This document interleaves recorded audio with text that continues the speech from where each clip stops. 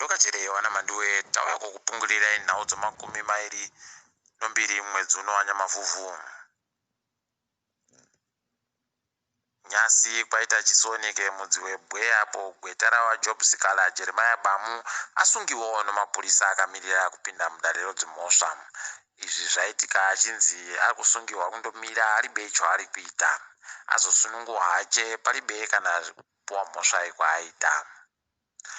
Kambani yoEcoSure yaburitsa kamwe kanhu kanogona kuita kuti zvirerukire nhengo dzemachechi akati kuti makereke anosanganisira ZCC, UFI, Zayocha, PhD pabodzi pono AFM atokwanisa kuti anyorese izvezvi, wachinyoresa kuti wabhadhare mari inosvika makudhora $50, asi pakaita nyahwa vanogona kuzobhadhara mari inogona kuzosvika madhora $500 ozviuru.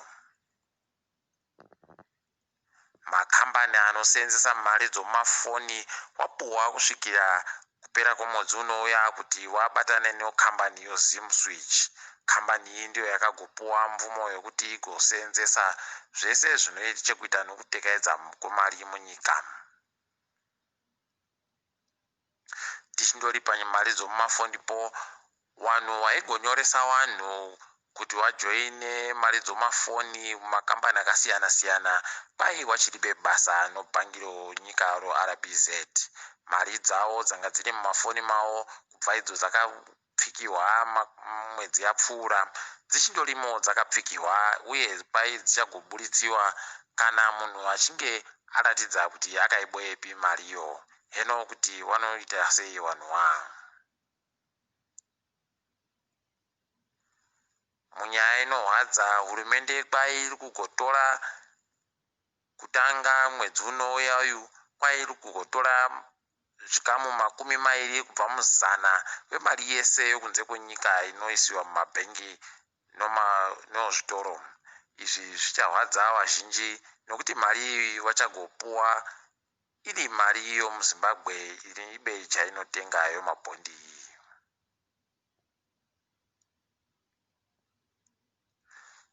Kuno kambani yokubhadharira vanhu kurapiwa kana vachinge wahwara iri kureketa kuti iyo yakubvumira n'anga nomachiremba anoita zvechiwanhu nemidzi pabodzi nemachiremba wechirungu kuti wagokwanisa kubhadharira vanhu vanenge vaenda kosenzewa ikweyo.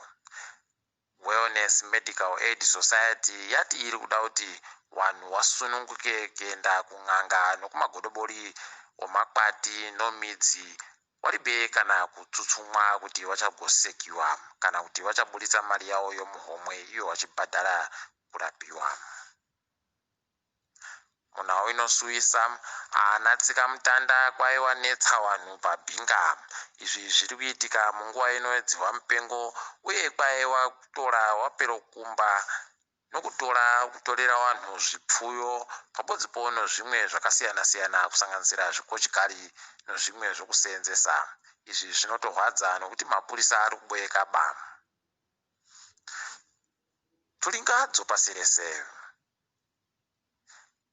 Mumwe wanopikisa kunyika yoRussia kwai aisiwa muchetura mukuja.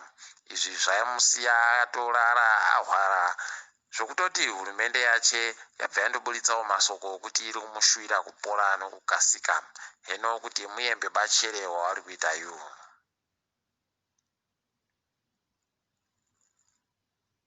Mukuita kumwe kunoshamisa, nyika yoIndia kwai yabvopa nyika yoEthiopia mishonga yakasiyana siyana kusanganisira wemachloroquine wemarariya kuti ibatsirike pakurambiwa kodzihwa mupengo. Izvi zvinotoshamisa nokuti iyo India yakatotsitsiwawo naro dzihwa mupengori. Heno kuti zviri kutekaira sei ipapo.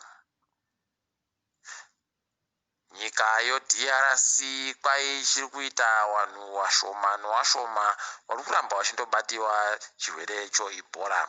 Izvi zviri kutorwadza nokuti wakange wati Ebola yo yakuhwa uye takanga tatopembera kuti tapfumvura. heno kuti zvicharamba zvakadandi kana kuti zvichagochinja tinosvira kuti zvichinje ikweyo. Tiri ipapo paDRC todifambira pano ndini wenyu Mhandiwewo Nhau mwenze wezvinhu.